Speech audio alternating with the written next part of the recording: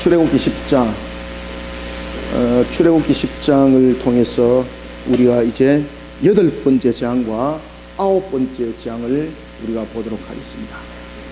첫 번째 장이 피로 인하여서 물들은 강이었다면은 이제는 그 장이 강을 그리고 땅을 지나서 이제 하늘로 올라가는 거죠. 그죠? 이제 출애굽기를 통해서 여러분들이 대체로 보면은 점층적인 부분에서 점점 올라가는 것을 우리가 볼 수가 있고, 그러면서 이스라엘 신앙도 함께 점점 올라가는 것을 볼 수가 있는가 하면은 하나님의 심판을 통해서 애굽은 자신들이 섬겼던 그 가증한 신의 모습이 말 그대로 허구를 하는 것을, 가증하다는 것을 자신들은 발견하는 거죠. 처음부터 자신들이 그 신을 섬길 때 가증하다고 알았던 것은 아니고, 이러한 10장을 통해서 자신들의 허구적인 모습, 자신들이 섬겼던 신의 가증한 모습들을 보게 되는 겁니다. 따라서 지난번에 봤던 우박장에서 애굽 백성들에게 나타나는 한 상황이 있었죠. 그죠? 그것이 바로 무엇입니까? 우리가 10장 가운데서 애굽에 있는 백성들이 직접적으로, 그리고 바로의 신하들도 직접적으로 이 재앙의 경고의 음성을 듣고 그들이 대피하는 것이 있었는데, 그것이 바로 우박재앙이었습니다. 우박재앙.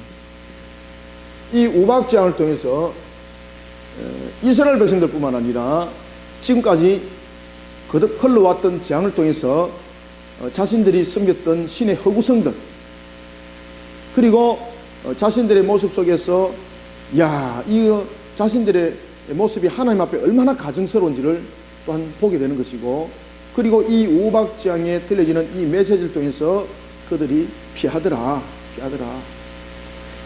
그러고 난 뒤에 이제 8번째 재앙이 임하게 되겠습니다. 그래서 피해 장에서부터 시작해서 이 재앙이 우박재앙에 이르기까지 강을 통해서, 그리고 땅을 통해서 재앙이 이제 하늘을 통해서 재앙이 일어나기 시작합니다. 이때에 우박재앙이 있고 난 뒤에 바로가 얼마나 놀랐는지 모릅니다. 그죠? 바로가 뭐라고 말합니까? 우박재앙이 있고 난 뒤에 9장 27절 다시 한 번 더 볼까요? 바로가 사람을 보내어 모세와 아론을 불러. 자, 지금까지 여러분들 주목하셔야 됩니다. 분명히 우박재앙을 통해서, 하늘에서 임한 우박재앙을 통해서 지금 바로가 깜짝 놀랐다는 이야기예요. 깜짝 놀랐다는 이야기예요. 자신이 지금까지 살아오면서 들어본 사실이 없고 본 사실이 없는 그런 우박들이 떨어진 겁니다.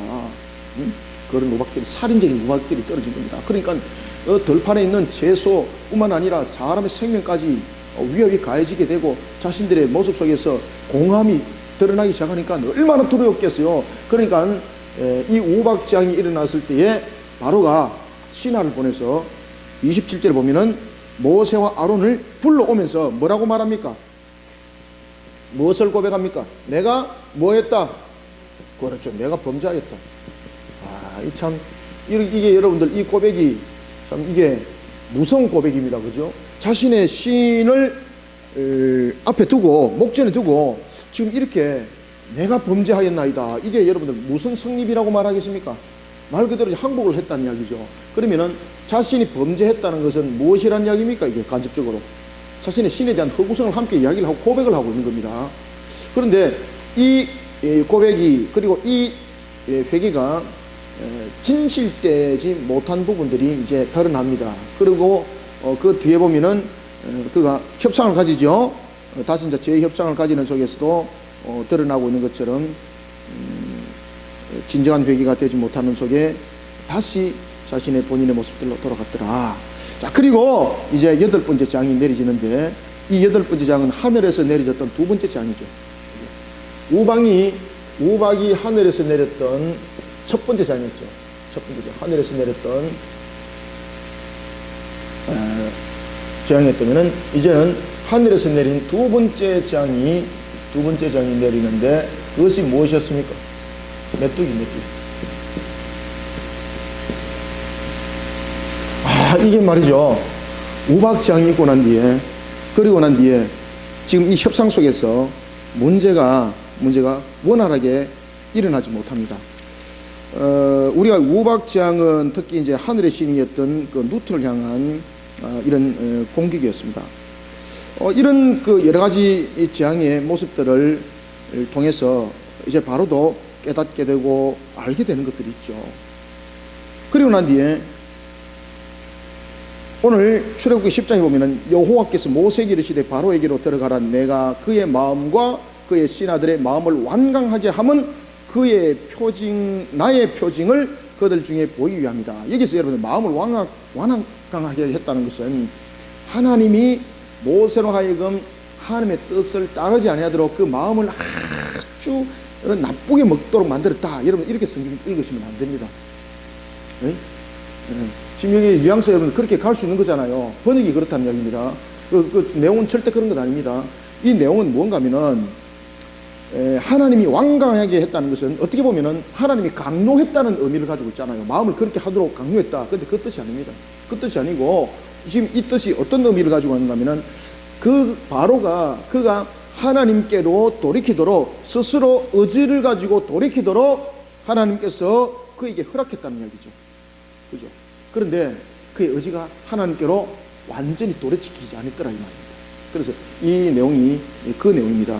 마음을 완강하게 하면 나의 표징을 그들 중에 보이기 위함이며 라고 말하는 것은 하나님께서 그의 의지를 통해서 하나님의 뜻을 받아들이도록 했는데 그가 그 뜻을 끝까지 안 받아들였다 이 말입니다. 끝까지 그 뜻을 안 받아들이니까 하나님께서 그 마음을 돌이키기 위해서 또 다른 재앙을 일으켰습니다 이 뜻이죠. 그죠? 그러니까 하나님께서 어떻게 여러분들 해석하시게 되면은 이미 메뚜기 재앙, 그 다음에 흑암 재앙, 죽을 것은 이미 다 준비해 놓은 거예요. 준비해 놔놓고 하나님께서 하나님께서 바로에게 돌이켜라 이래 놔놓고 하나님의 본 뜻은 끝까지 안 돌이키고 10가지까지 다 두들기 팰 것을 계획하고 그렇게 해서 돌이키라 해놔놓고 하나님께서도 바로의 마음을 안 돌이키게 만들고 또 두들기 맞고 돌이키라 그래 놔놓고 안 돌이키도록 만들고 이게 전부 다 하나님의 책임이 되는 거예요 이게. 그죠? 이게 쉽게 말하면은 죄에 대한 성립에 대한 부분에서도 하나님의 책임적인 부분들을 설명할 수 있는 그런 웃음꼴이 되는 겁니다. 본문 내용은 그것을 담고 있는 것이 아니라 하나님께서 어떻게 했다고요? 스스로의 의지로 하나님의 뜻을 받아들이도록 하였습니다. 그럼에도 불구하고 우상 속에 젖어 있는 바로가 바로 여러분 사탄의 지배 속에 놓여있던 자였죠. 그러니까 그가 그런 하나님의 뜻을 받들질 아니했습니다. 하나님의 뜻을 받들지 아니하니 또 다른 재앙이 예비되어 있었습니다 이 말입니다. 그 재앙이 무엇이었습니까? 메뚜기였습니다. 성경은 이렇게 말합니다. 2절에 보면은 내게 내가 애굽에서 행한 일들 곧 내가 그들 가운데서 행한 표징을 네 아들과 네 자손의 귀에 전하기 위함이라. 너희는 내가 여호와인 줄 알리라. 아멘. 이스라엘은 출애굽 사건을 통해서 여호와를 자신의 하나님으로 알게 된다는 것이죠. 뿐만 아니라 이것은 두 가지 목적을 함께 가지고 있다는 거죠. 계속해서 내리는 재앙의 두 가지 목적을 설명하고 있습니다. 내리고 있는 재앙의 첫 번째 목적은 자기 백성을 향한 하나님의 자기 백성을 향한 신앙의 견인, 그리고 두 번째는 하나님을 이방이 알도록 하는 거죠. 이방이 알도록 하는 거죠. 그래 어떤 측면에서 보면 하나님께서 계속 재앙을 내려야 됩니다라는 그런 이유로 받아들일 수가 있는데 절대 그런 건 아닙니다. 하나님께서는 그의 의지를 통해서 스스로의 모습을 통해서 스스로의 의지를 가지고 이 재앙을 통해서 깨닫고 회개하도록 하나님께서 길을 열어줬다는 이야기입니다. 그럼에도 불구하고 그가 스스로 자신의 의지로 회개하고 하나님께로 돌이키지 않더라는 거죠. 왜 그렇습니까? 그의 마음을 누가 지금 휘어잡고 있기 때문이죠. 마귀가 쥐고 있는 거죠. 에베소서 2장 2절의 말씀처럼 공중의 권세를 쥐고 있는 마귀가 그들을 매번 이렇게 쥐고 있으니까 그들이 회개치 않더라는 겁니다. 아시겠습니까? 뿐만 아니라 그러한 속에 하나님께서는 두 가지의 뜻을 펼쳐 나가야 되는데 그러한 속에서도 하나님의 백성들을 불러 모으기 위해서 하나님이 어떤 분인가를 깨닫게 알게 한다는 것입니다. 그래서 우리가 이 10장을 통해서는 계속해서 제가 여러분들에게 반복적으로 말씀드리면은 두 가지 사건을 함께 보셔야 된다. 첫 번째는 창조의 사건을 돌아보셔야 되고 두 번째는 요한계시록을 함께 돌아보면서 이 10장을 비추어 봐야 되는 것이 아주 정확하다는 것입니다.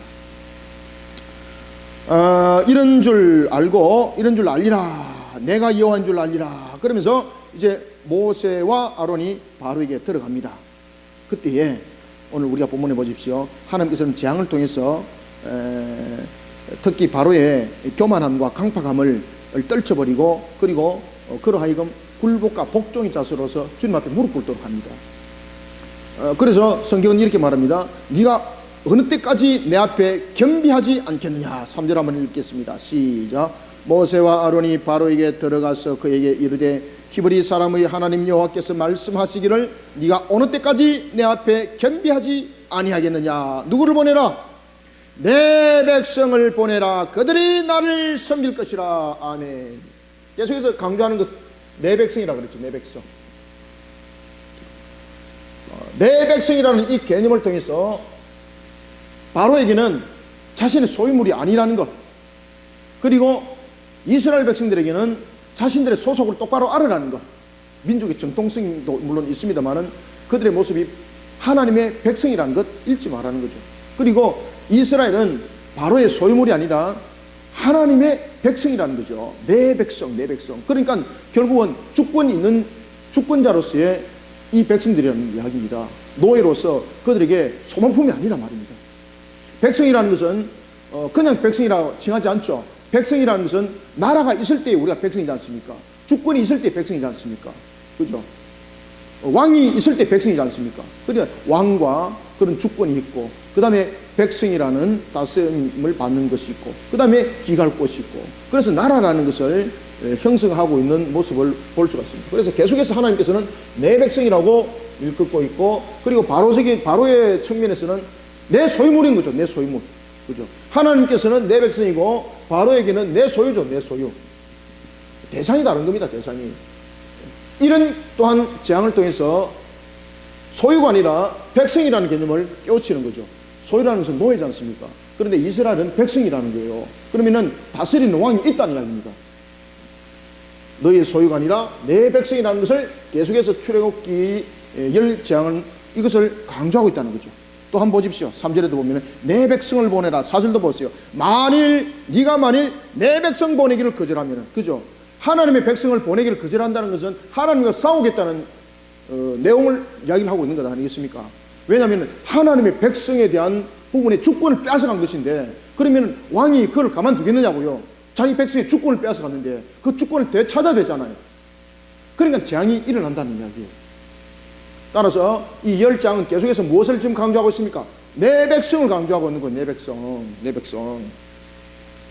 이때에 우박재앙을 통해서는, 하늘에서 내렸던 첫 번째 재앙이었던 우박재앙을 통해서는 내가 범죄하였습니다 라고 하지만은 바로가 돌이키질 않죠. 그런데 이제 하늘에서 내리는 두 번째 재앙인 이 메뚜기 재앙에 대한 경고를 통해서 재앙이 내리기 전에, 처음으로 재앙이 내리기 전에 바로가 모세와 아론을 불러서 협상을 하고, 재앙 내리기 전에. 그전에는 재앙을 내리고 난 뒤에 내가 범죄하였나이다 이렇게 배웠죠. 범죄하고 난 뒤에 협상이 있었죠. 그런데 지금은 재앙이 내리기 전에 협상을 합니다. 메뚜기 재앙에 대해서 설명을 합니다. 메뚜기 재앙에서 설명을 할 때에 지금 여러분들이 잘 아시는 것처럼 이도 그렇고 개구리도 그렇고 파리도 그렇고 뭐 하나하나를 보게 되면은 이들은 두려움의 대상이 아니잖아요. 그런데 이미 이에 대한 것도 느꼈죠. 파리의 재앙에 대한 것도 느꼈죠. 그죠? 개구리에서도 느꼈죠. 피조물, 다시 말하면 벌레조차도 하나가 아니라 이 재앙은 완전히 하늘을 뒤덮을 것처럼 그런 재앙이 내렸다는 것을 이들이 체험을 했던 겁니다. 그러니 메뚜기 그러면은 자신들이 그냥 평상시에도 이 중동이라든지 그런 데 보면은 계절에 따라서 메뚜기가 지나가면서 그 일대로 확 쓸어버리는 그런 일들이 있었거든요. 그런데 그것을 차원을 넘어서선 지금 재앙을 내리겠다는 이야기죠. 그게 얼마나 섬뜩했겠습니까? 자, 오늘 본문에 보면 이제 이렇게 말합니다. 4절에 보면은 네가 만일 내 백성을 보내기를 거절하게 되면은 내일 내가 누구를 보내서 메뚜기를 네 경내에 들어가게 하리라. 5절 6절 한번 읽습니다. 시작. 메뚜기가 지면을 덮어서 사람이 땅을 볼 수 없을 것이라. 메뚜기가 네게 남은 그것 곧 우박을 면하고 남은 것을 먹으며 너희를 위하여 들에서 자라나는 모든 나무를 먹을 것이며 또 네 집들과 네 모든 신하의 집들과 모든 애굽 사람의 집들에 가득하리니 이는 내 아버지와 네 조상이 이 땅에 있었던 그날로부터 오늘까지 보지 못하였던 것이리라 하셨다 하고 돌이켜 바로에서 나오니. 아이고 여러분들, 그렇죠? 메뚜기 장이 그전에도 그들이 보았다는 이야기죠. 그러나 그것과는 게임이 안 된다. 게임이 안 된다. 그리고 오늘 메뚜기 장을 통해서 또 무엇을 말하고 있습니까? 하늘을 뒤덮어 버리겠다. 그리고 우박을 면하고 남은 것을 다 먹게 만들어 버리겠다. 그러면은 이 속에서 그가 무엇을 생각했겠습니까? 개구리 장 생각했겠죠. 그 다음에 이 장 생각했겠죠. 파리 장 생각했겠죠. 그죠? 이 곤충과 벌레와 그리고 이 피조물이 한 마리 하나가 있을 때는 자신들에게 두려움의 대상이 아니었는데, 이 재앙은 말 그대로 그냥 하늘을 뒤덮을 정도로, 땅을 뒤덮을 정도로 그들에게 임했고, 이것이 매우 공격적이었다는 것입니다. 그리고 또한 말하기를 메뚜기 재앙을 통해서 우박이 떨어졌을 때에 삭이 나지 못하고 땅 안에 있었던 것까지 이제는 그 삭이 날 계절이었다는 이야기죠. 썰어버리겠다. 그래서 우박 재앙으로 일어나고 난 뒤부터 약 어느 정도 시간이 지났을 때입니까? 우박 재앙으로부터 약 1개월 정도 시간이 지났을 때였습니다. 그러니까 3월 말이 지나서 약 한 4월 말경 살보리가 수확이 될 때와, 그리고 지난주에도 우리가 봤습니다만은 삼이 수확되는 시기는 약 한 1개월 차이가 있었다. 그죠? 9장 31절 32절 한번 보십시오. 9장 30절과 32절을 보면은 살보리는 보리와 삶의 수확 시기보다도 약 한 달이 늦은 4월 말경에 이렇게 나는 것을 우리가 볼 수가 있습니다. 그때의 31절, 그때 보리는 이삭이 나왔고 삶은 꽃이 피었으므로 그러나 밀과 살보리는 자라지 아니했더라. 그러니까 살보리는 보리와 삶의 수확기보다도 한 1개월 정도 늦었다는 이야기죠. 그러면은 이 우박장을 통해서 약 한 1개월이 시간이 흘렀다는 이야기예요. 그렇잖아요. 이제 삭이 자라나기까지. 그리고 이 메뚜기 장의 소리를 듣고 바로가 심히 근심할 수밖에 없었어요. 개구리 장, 그 다음에 파리 장, 이 장을 돌릴 수밖에 없었어요. 와, 이게 보통 문제가 아니었잖아요. 그러니까 바로가 전전긍긍 합니다. 야, 이것도 또 한 방 두들기 맞구나. 그죠? 또 한 방 두들기 맞구나. 그때 바로가 신하들을 부릅니다. 신하들을 불렀을 때에 신하들이 뭐라고 말하는가 하면은 모세의 신하들이 먼저 말을 하게 됩니다. 그전에는 모세 신하들이 모세를 찾아가서 왕이여, 바로여, 이들을 빨리 애굽 지경에서 내어보내고 이들의 뜻을, 이들의 의견을 수용해서 모든 것을 정리를 합시다, 이런 의견을 지금까지 내준 적이 없었습니다.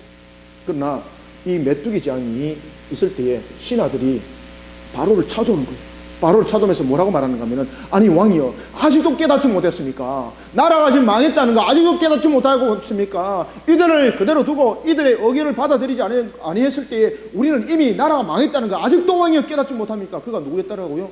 술객들이, 신하들이. 술객들이, 신하들. 그 이야기를 하는 거예요. 그때에 바로가 긴장할 수밖에 없었어요. 그때 바로가 이렇게 말합니다. 그러면은 모세와 아론을 데리고 오느라. 그리고 재앙이 있기 전, 재앙 전에 협상을 합니다. 재앙이 있기 전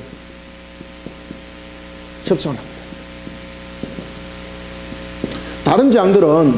다른 재앙들은 협상은 재앙이 있고 난 후인데, 오늘 이제 두 번째 바로에 있었던 두 번째 협상을 이제 이끌어내는 거죠. 두 번째 협상을 이끌어낼 때에는 바로 곡물의 신이었던 이 세트를 향한 공격이었습니다. 이 메뚜기는 그들의 곡물의 신이었던 세트, 이거 곡물의 신이거든요. 곡물의 신을 공격하는 겁니다. 그리고 이것은 두 번째 이제 협상을 이끌어내는데,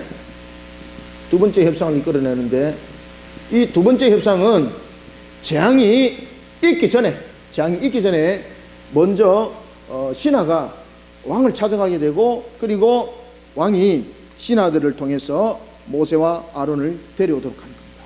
그때에 어떤 협상을 가지는가 하면은, 모세와 아론이 그들이 바로 앞에 딱 섰을 때 바로가 이런 이야기를 합니다. 어떤 이야기를 하는가 하면은, 너희의 여호와를 섬겨라. 그리고 갈자가 누군지 선택을 하라 이 말이죠. 그리고 난 뒤에 그때에 갈자를 선택을 하라고 이야기를 했을 때에 모세가 이렇게 말합니다. 우리는 절기를 지켜야 되기 때문에 남녀노소를 누구를 막론하고 가야 되는 것이고 양과 소도 데리고 가야 됩니다 라고 이렇게 말하니까 바로가 여러분들 뭐라고 말하는가 하면은 어린이는 보내면 안 된다는 거죠. 어린이는 보내면 너희들과 함께 가면 안 되고 그것은 아주 나쁜 짓이라는 거죠. 이것은 여러분들 어떤 뜻을 갖고 있겠어요? 여러분들 키웠어. 여기 이제 일반적인 상식인데 이 말 속에는 여러분 항상 무엇을 지금 이 속에서 지금 무엇이 계속해서 반복적으로 일어나고 있습니까? 신과 신의 대결이죠. 그죠? 참신과 가정스러운 가짜의 대결이죠. 마치 갈멜산 전투와 같다는 거죠. 그러면은 이 말 속에서 어린아이까지 다 보내게 되면은 자신이 어떻게 된다는 이야기예요? 히브리 신에게 굴복한다는 이야기예요. 이게 자신이 섬기고 있던 이 애굽의 신들은 이미 여호와를 다스리고 있는 신이에요. 자기가 볼 때에. 그렇기 때문에 이스라엘의 민족을 노예로 데리고 있는 겁니다. 이것은 여러분들 기본적으로 가야 됩니다. 이 정신은. 그리고 그 당시에는 이런 부분에 대해서 고대 근동사회는 항상 신에 대한 존재가 사람에 대한 뜻보다 항상 앞섭니다. 이 내용도 의미가 무엇을 담고 있는가 하면은 바로 자신이 섬기고 있는 애굽의 신은 이미 여호와를 다스리고 있는 거예요. 그렇기 때문에 민족의 신을 다스리고 있기 때문에 그 민족이 자신들의 노예가 됐다는 이야기입니다. 이해가십니까? 따라서 여호와를 섬기는 일에 있어서 남녀노소 양들과 그리고 소와 이런 것들을 다 주게 되면은 어떤 이야기입니까? 굴복했다는 이야기예요. 굴복했다는 이야기. 지금 이 장소에서 참신이 여호와인 것을 인정했다는 이야기가 되는 겁니다. 그러면은 바로의 입장에서 자신의 신이 여호와께 굴복하지 아니하고 모세와 타협을 이루어서 어떤 일정적인 측면에서 선이 무너지지 아니하도록 언더라인을 껐는데 그것이 뭔가 하면은 어린이는 보내지 아니하는 겁니다. 어린이 보내지 않는 겁니다. 이제 이해가시겠죠? 어린이를 보내지 않는 겁니다. 어린이는 안 보냅니다. 이게 무엇이라고 이야기를 하고 있습니까? 어린이를 보내지 않은 것은 무엇이라고요? 신에 대한 여호와 신에 대한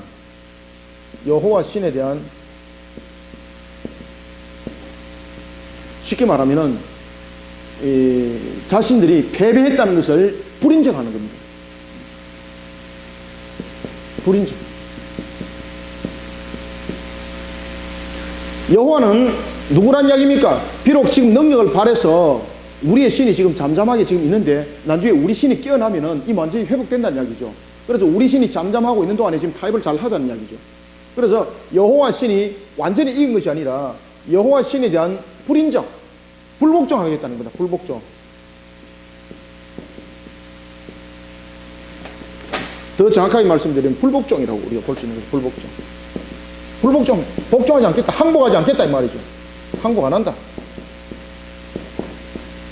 항복 안 한다.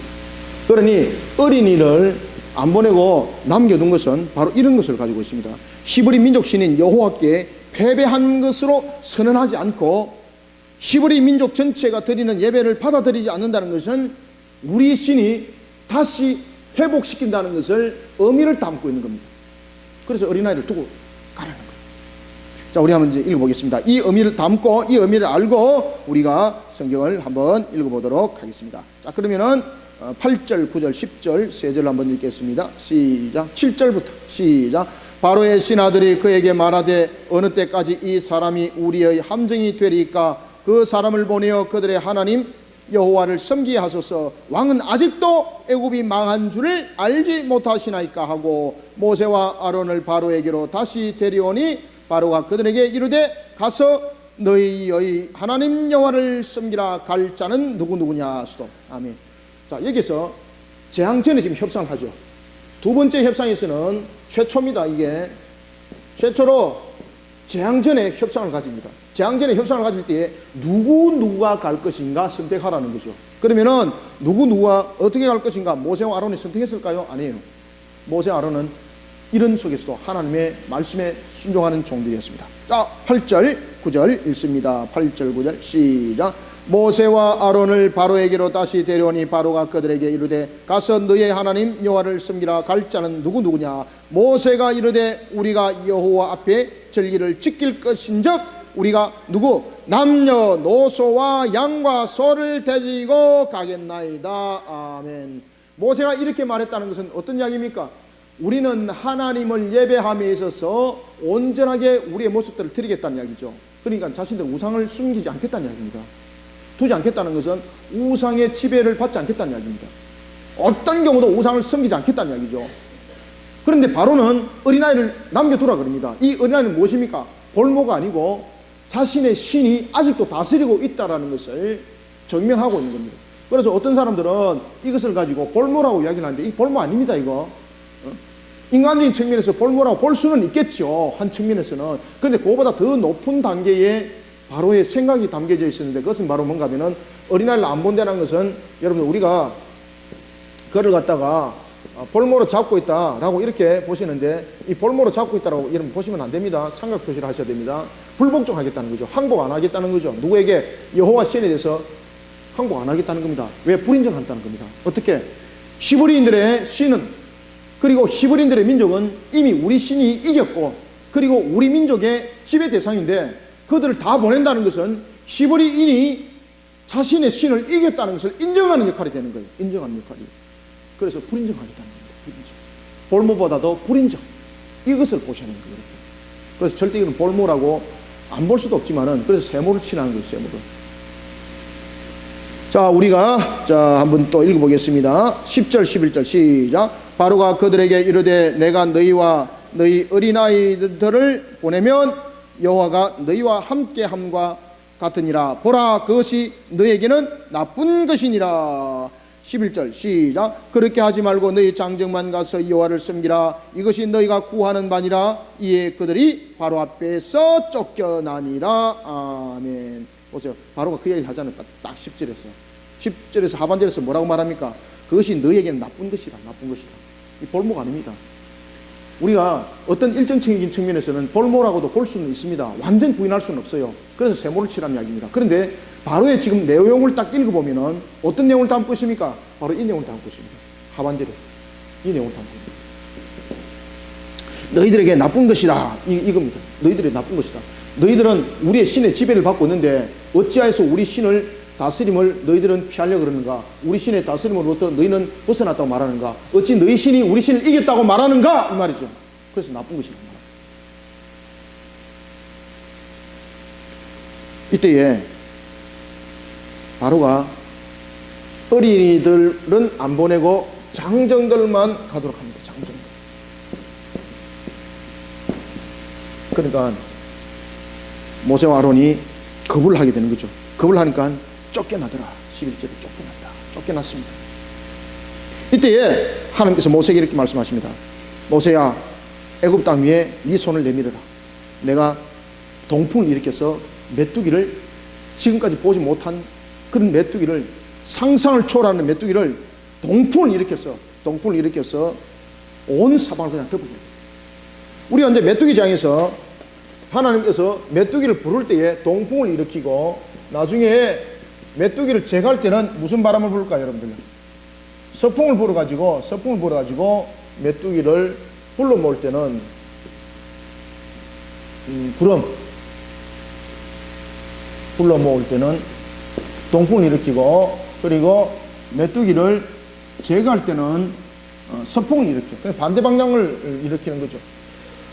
그 당시에 이제 동풍을 일으켰던 것은 메뚜기 떼가 있는 곳에 집중하여서 그들이 다른 곳에 흩어지지 못하도록 해서 싹 지중해에 있는 메뚜기를 싹 몰아가지고 그걸로 그냥 다 보내버렸다는 이야기죠.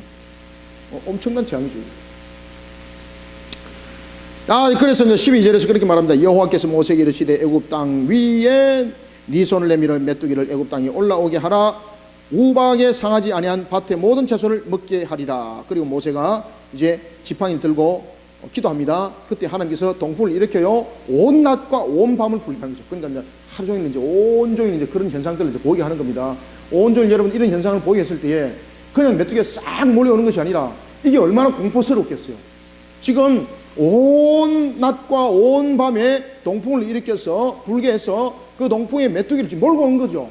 그러면은 이 동풍이 메뚜기를 몰고 왔을 때에 일어나는 그 소리에 대한 두려움, 그리고 온종일 일어났던 그 바람의 영향력, 이 애국 사람들이 다 겪었던 거죠.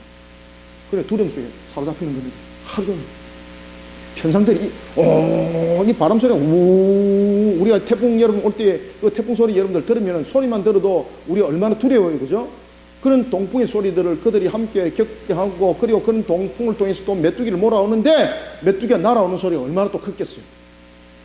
상상을 초월하는 소리가 그 속에 들리기 시작하는 겁니다.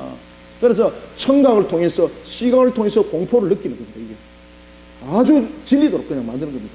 그리고 이 메뚜기는 잡식성이지 않습니까? 잡식성이 돼가지고 오만 것들을 그냥 다 뜯어먹어 버리는 거예요. 심지어 사람의 옷도 그냥 뜯어먹어 버리고요.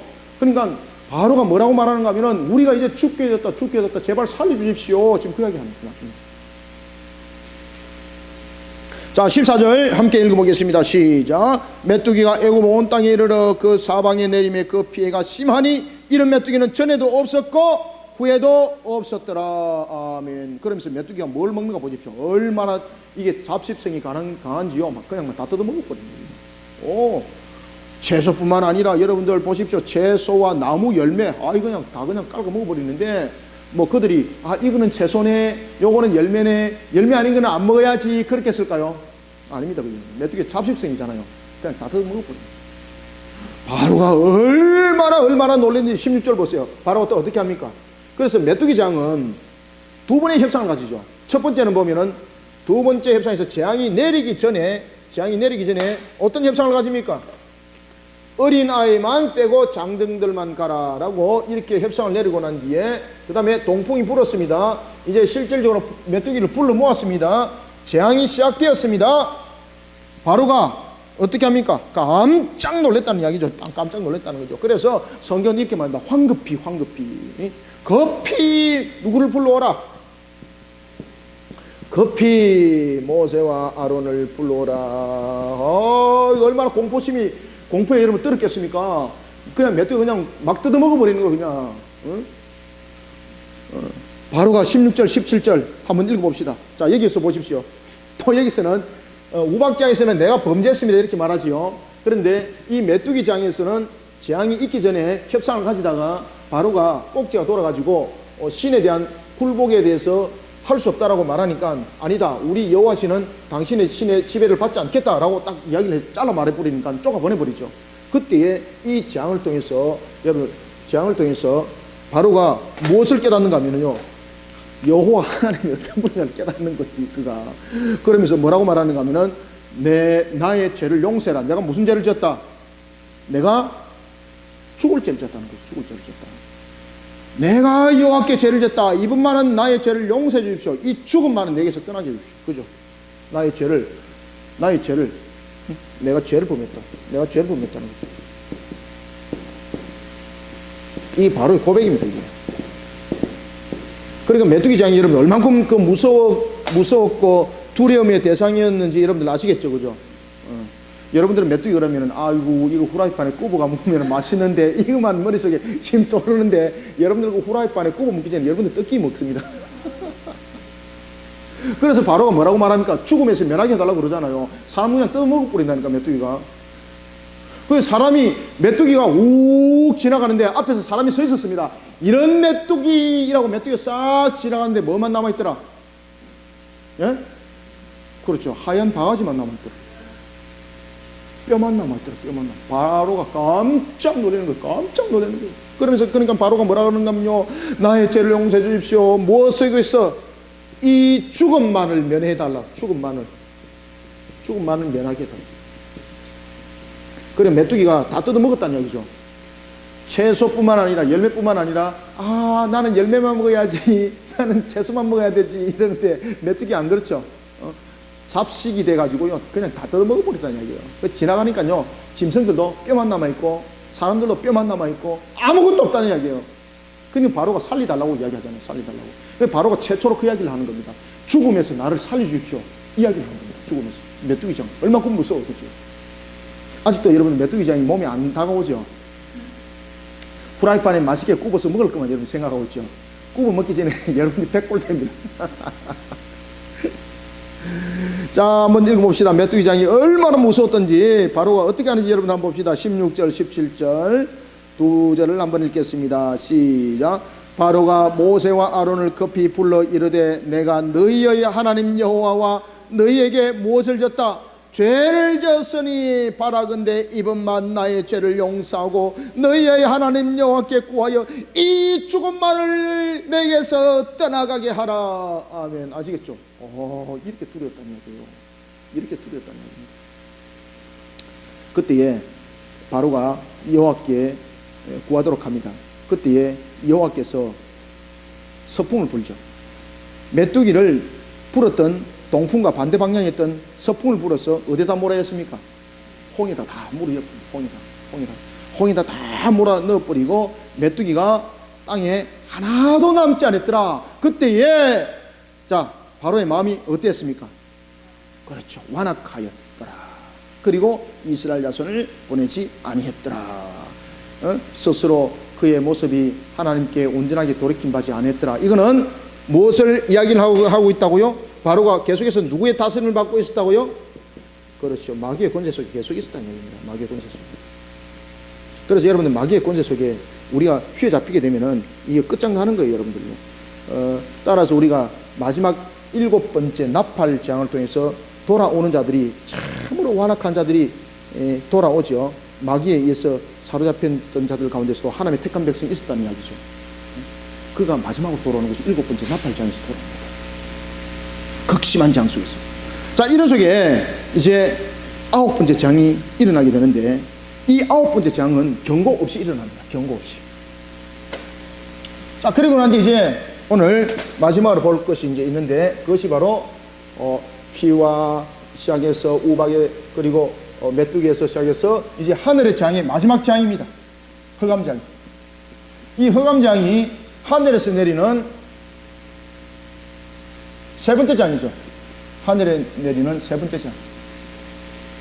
하늘에서 내리는 재앙입니다.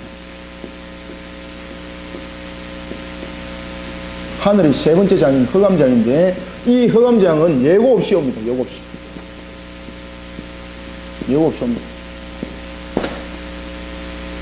이 흑암재앙을 예고 없이 내리는데 오늘 성경에는 보면은 이 흑암재앙이 얼만큼 여러분들 무섭게 다가오고 있는가 하면은 이 흑암재앙은 말 그대로 태양신의 라를 향한 저주입니다. 이게 태양신이 라죠. 라.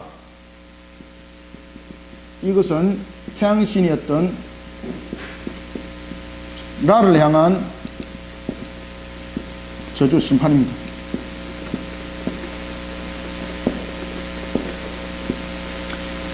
그러니 이 재앙을 통해서 하나님께서 무엇을 깨닫게 하는가 하면 해가 뜨고 지는 것도 누구의 뜻에 의해서 그렇죠. 해가 뜨고 지는 것도 하나님의 허락하심이라는 것을 바로 이 흑암재앙을 통해서 우리에게 알게 하는데 이 흑암재앙은 여러분들 그냥 해가 졌더라 이 정도가 아닙니다. 이 흑암재앙은 말 그대로 공포입니다. 공포.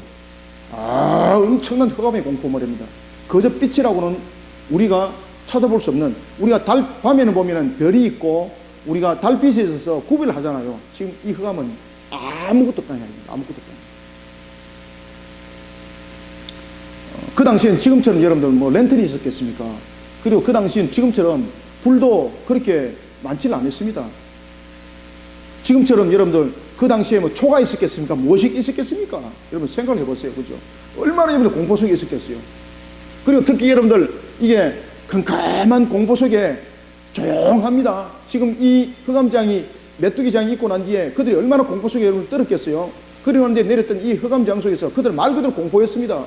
뭐 길에 나갈 수가 있었겠습니까? 낮이 있고 밤이 어디 있습니까? 지금 그냥 완전히 그냥 빛이 없는 두려움의 공포인데 여러분들 아무것도 없는 그런 공포 속에 그 두려움은 정말로 상상을 초월하죠. 옆에 뭐가 바람만 스쳐 지나가도 두렵고 공포스럽고 이런 공포가 그들 속에 함께 임했다는 겁니다. 다시 말하면 이 흑암재앙은 이런 자신들을 밝혀주고 자신들에게 빛을 준다라는 태양신이 얼마큼 허구인가를 통해서 우리에게 보여주고 있는 것입니다. 그때에 이제 세 번째 이제 타입이 주어지는데 그때가 언젠가 하면 3이 있을 때였습니다. 3. 하루가 지났습니다. 이틀이 지났습니다. 3일이 지났습니다. 공포가 극에 달했다 이 말입니다. 그래서 이 흑암장은 바로 공포입니다. 공포. 말 그대로 공포.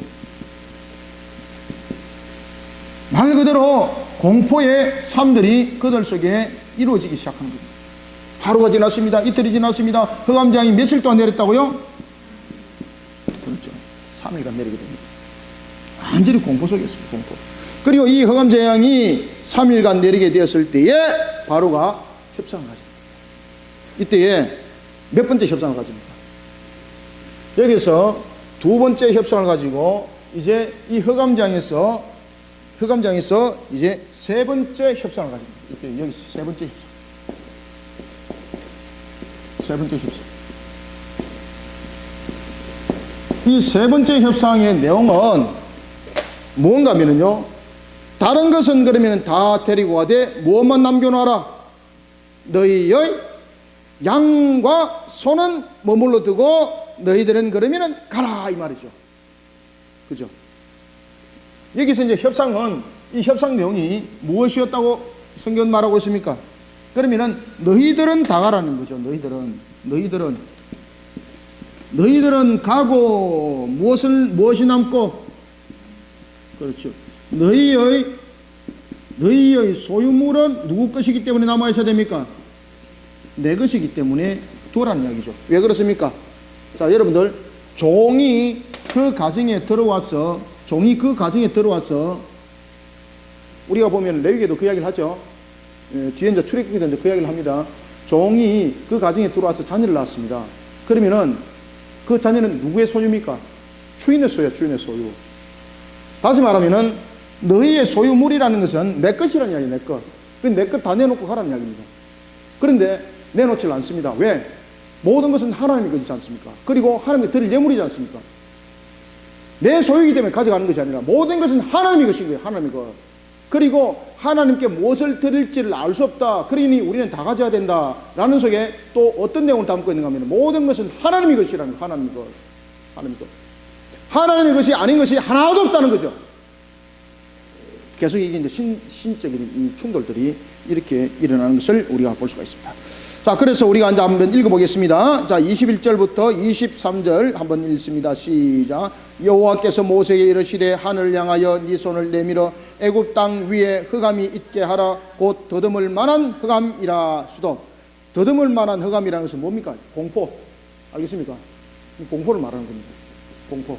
말 그대로 공포, 살인적인 공포. 살인적인 공포가 함께 일어나는 거예요. 지금 메뚜기가 싹 쓸고 지나가 버리니까 주변에 무엇이 남았습니까? 시체들, 그죠? 뼈다귀들. 그러니까 여러분 얼마나 공포스러워요. 거기다 흑암이 그냥 이미 버렸습니다. 말 그대로 하면 공동묘지 아닙니까, 이거?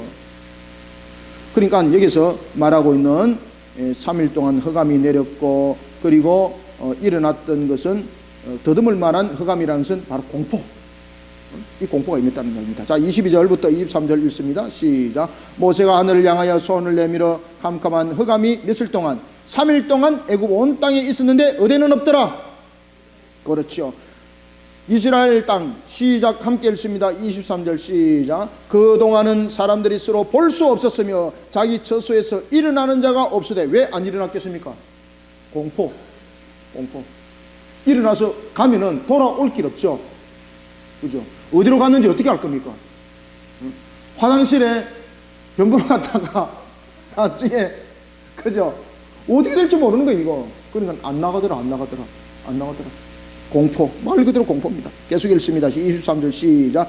그동안은 사람들이 서로 볼 수 없으며 자기 처소에서 일어나는 자가 없으되 온 이스라엘 자손이 거주하는 곳에는 무엇이 있었더라? 그렇죠. 빛이 있었더라. 이제 구분을 하죠. 이것을 이제 보는 거예요. 흑암이 있었는데 이스라엘 땅에는 무엇이 있습니까? 이스라엘 땅에는 여러분 빛이 있다는 것은 무엇입니까? 이 빛의 주관자는 누구란 이야기입니까? 그렇죠. 바로 신에 관해서 이야기입니다. 라라는 신이 태양을 주관하는 것이 아니라 누가? 여호와 하나님께서 이 모든 것들을, 너희들이 말하는 태양조차도 하나님이 주관하시더라 이 말입니다. 하나님이 주관하시더라. 이것을 바로가 알게 되는 겁니다. 빛이 있더라. 그래서 24절 보세요. 바로가 모세를 또 부르죠. 모세를 불러서 이제는 어떤 협상을 가집니까? 너희는 가서 여호와를 섬기되 너희의 양과 소는 머물러 두고 너희 어린 것들은 너희와 함께 갈지니라. 양과 소 가축이 없이는 그들이 광야에서 또다시 갈 길 없죠. 그리고 이 부분에서 만약에 우리가 볼모라고 이야기를 한다면 어린애가 볼모가 아니라 바로 이 소유가 볼모가 될 수가 있습니다. 그리고 너희의 소유물이 아니라 내 것이라는 거죠. 내 것. 아무것도 없이 그들이 광야에서 도망갈 길이 있습니까? 아무것도 없이 그들이 무슨 반란을 일으킬 힘이 있습니까? 여력이 있습니까? 네? 일주일만 있으면 그냥 굶어서 전부 다 쓰러져가지고 스스로 자멸할 것인데. 그러니 먹을 것을 다 두고 가라는 이야기죠. 먹을 것을 다 두고 가도록 하는 것은 그들로 하여금 기력을 회복하여서 자신에게 대항할 수 있는 모든 길들 다 꺾어버리는 거죠. 따라서 양과 소와 가축이 없이는 그들이 광야에서 생활할 수 없습니다. 그러니 어쩔 수 없이 다시 돌아오는 거죠. 그래서 만약에 볼모를 이야기를 한다면 이 양과 소와 가축이 볼모가 되는 겁니다. 어린이는 볼모가 아닙니다. 그래서 세모를 하라는 거예요. 세모를. 그때 모세가 뭐라고 말합니까? 아니다. 모든 것은 누구의 것이다? 모든 것은 하나님의 것이다. 어찌 당신 것이냐? 하나님의 것이다. 우리는 하나님이 원하는 말을 쫓아가야 되는 것이고 우리는 하나님이 원하는 것을 드리는 자가 되어야 되는 것이다. 자, 성경 말합니다. 25절 26절 두 절 읽습니다. 시작. 모세가 이르되 왕이라도 우리 여호와 하나님께 드릴 제사와 번제물을 우리에게 주어야 하고. 당연하죠. 왜? 모든 것은 하나님께 주관하지 않습니까? 그리고 모든 것은 하나님께 되지 않습니까? 그리고 26절 읽습니다. 우리의 가축도 우리와 함께 가고 한 마리도 남길 수 없으니 이는 우리가 그 중에서 가져다가 우리 하나님 여호와를 섬길 것임이며 또 우리가 거기에 이르기까지 어떤 것으로 여호와를 섬길는지 알지 못함이니이다 하나. 아멘. 하나님으로부터 제사 제도에 관해 어떤 지시가 그리고 어떤 부분도 언급받은 적이 없죠. 따라서 하나님께 드릴 희생의 제물을 무엇으로 사용해야 될지도 알지 못하는 거죠. 이런 내용도 함께 담고 있는 겁니다. 그리고 또 하나는 모든 소유는 당신 것이 아니라 하나님의 것이라는 거죠. 하나님 것. 하나님 것이라는 거죠. 이때에 바로가 뭐라고 말하는가 하면 자꾸 이제 말을 안 듣는 거죠. 그러니 바로가 뭐라고 하는가 하면 너는 나에게서 떠나서 다시 나에게 보이지 마라. 만약에 너가 나에게 보이게 되면은 이제는 너의 생명을 너의 신을 둘째 문제 치고 누가 강한지 이제 안 보자 말이야. 너를 죽여버리겠다. 이렇게 말하니까 모세가 뭐라고 말합니까? 나도 동일반입니다. 나도 매일반입니다. 나도 당신 얼굴 더 이상 보고 싶지 않습니다. 매일반입니다. 더 이상 바로의 부탁을 들어주지 않겠다는 이야기입니다. 자, 우리는 이와 같이 이제 출애굽기 10장을 통해서 이 메뚜기 재앙과 그리고 흑암재앙이라는 하늘에서 내리는 세 가지 재앙을 통해서 우리가 좀 특이한 점을 발견할 수가 있습니다. 그것은 뭔가 하면은 하늘에서 내렸던 첫 번째 재앙, 그리고 하늘에서 내렸던 두 번째 재앙, 그리고 하늘에서 내렸던 세 번째 재앙을 통해서 지금 바로가 접근하는 방법이 다르죠. 그죠? 지금까지 접근하는 방법이 달랐습니다. 하늘에서 내렸던 첫 번째 재앙을 통해서는 내가 범죄하였나이다 라고 말하고 있고, 그리고 난 뒤에는 하늘에서 내렸던 두 번째 재앙을 통해서는 무엇이라고 말하고 있습니까? 내 목숨만은 살리도, 내가 죄를 범했다, 내 목숨만은 살리도. 아시겠습니까? 내 목숨만은 살리도. 이런 하늘의 강력한 재앙이 이제 애굽을 덮고 마지막에 죽음을 예고하고 있는 겁니다. 따라서 하나님께서 이 9번째 재앙을 통해서 애굽을 통해서 그리고 이스라엘을 통해서 계속해서 말씀하시는 것은요, 생명을 보존하는 자가 되라는 말이죠. 마지막에 10번째는 심판입니다. 심판. 지금까지는 재앙이었고 마지막 10번째는 심판입니다. 여러분들, 그건 재앙이 아닙니다. 우리가 이제 전체를 통틀어서 10재앙이라고 말은 하지만은 마지막 10번째는 심판입니다. 심판. 그리고 심판도 10번째 재앙을 통해서 피할 길을 가르쳐 주시는 겁니다. 그것은 무엇입니까? 어린 양의 피가 있습니다. 바로 대속의 죽음이죠. 우리는 오늘 이제 하늘에 내렸던 세 번째였던 마지막에 흑암재앙을 통해서 끝까지 회개치 아니하고 돌이키지 아니하는 이 바로의 중심에는 무엇이 있었을까? 바로 마귀의 권세가, 사탄의 권세가 이 속에 함께 작동을 하고 있었던 것입니다. 우리가 지금 살아나가고 있는 세계가, 우리가 살아나가고 있는 이 세상이 바로 지금 10장 속에 놓여있는 이 상태입니다. 그리고 이 10장은 바로 3대 7중 대환란과 동일하다는 것을 여러분들이 아셔야 됩니다. 바로 인해장, 그리고 나팔장, 그리고 일어나고 있는 대접장을 이 속에서 우리에게 함께 보여주고 있는 것입니다. 그러면은 지금에 일어나고 있는 우리의 여러 가지 현상들을, 환상들을 이제 보면은 우리가 이제 이 재앙 속에 이제 접어 들어가고 있는 겁니다. 하늘에서 내리는 이런 현상들. 그러면은 하늘에서 내리는 이런 현상들을 통해서 이제는 마지막으로 일어나는 것들이 결국은 나팔장의 7번째 나팔입니다. 이 흑암이 7번째 나팔이 뿌려지고 난 뒤에는 딱 걷어지고 난 뒤에는 10번째 장, 바로 대접장이 일어납니다. 갖다 부어버립니다. 오늘도 우리가 이 흑암장을 통해서 하나님께서 자기 백성은 구별하여서 빛이 있게 하시고, 그리고 마귀의 그 권세 속에 있는 자들은 죽음이라는 흑암의 예고를 들려준 것을 통해서 오늘도 우리가 예수 그리스도의 보혈의 공로로 우리가 세워지고 오늘도 이렇게 나아가는 것이 얼마나 감사한지, 우리가 하나님의 은혜가 없었던들 우리도 이런 흑암장 속에 우리도 생명이 끝나는 모습이 되었을 텐데, 이렇게 하나님께서 우리에게 은혜를 베풀어 주시고 우리의 생명을 빛 있게 하신 그 은혜를 우리가 이 흑암장을 통해서 이스라엘은 빛이 있었다, 이것을 보고 다시 한 번 더 하나님의 은혜에 감사할 줄 아는 우리의 신앙들이 되시기를 소망합니다. 기도하겠습니다. 살아계신 아버지 하나님, 주님의 은혜를 감사드립니다. 오늘도 우리의 주신 말씀대로 오직 여호와 하나님을 믿음으로 바라보며 달려갈 수 있는 우리의 걸음이 될 수 있도록 주께서 우리에게 은혜를 다해 주시니 감사합니다. 어찌 우리에게 스스로 믿음 있다 말할 수가 있겠습니까? 하나님께서 베푸신 전적인 은혜가 아니고는 우리도 쓸 자리 없는 자였습니다. 애굽 땅에 거하는 노예와 같은 정말로 소망과 희망을 찾아볼 수 없는 그런 존재의 모습이었던 우리를 예수 그리스도의 보혈로서 우리를 새롭게 하시고, 하나님께서 말씀하십니다. 그리고 세상을 향해서 선포하셨습니다. 내 백성이라 주께서 말씀하셨습니다. 주님 감사합니다. 오늘도 주신 말씀을 삶과 우리의 마음판 속에 새기고 각인하여 오늘도 십자가를 높이 들고 세상을 향하여서 하나님 백성들을 흑암 속에서 불러 모으길 원합니다. 이 사명들 또한 주의 주신 능력으로 감당해 나갈 수 있도록 우리 모든 성도들 한 사람 한 사람 주님께서 하나님의 참 백성의 그 권세뿐만 아니라 이 모든 것들을 이겨나갈 수 있는 권능도 함께 주시고, 입술에 권세를 줄 뿐만 아니라 그 손과 발을 통해서 주님의 능력의 걸음을 걷고 복음을 전하는 전도자가 되게 하여 주시옵소서. 이제 종말의 끝자락에 왔습니다. 얼마 남지 아니하는 우리의 이 세상의 모습들을 돌아보면서 우리는 한탄하고 비통해 할 것이 아니라 새하늘과 새 땅이 열리는 소망을 기쁨으로 가슴에 안고 이제 마지막 주님의 택한 백성 71마리의 양을 불러 모으는 일에 우리가 충성되이 쓰임받기를 원합니다. 여호와는 살아계십니다.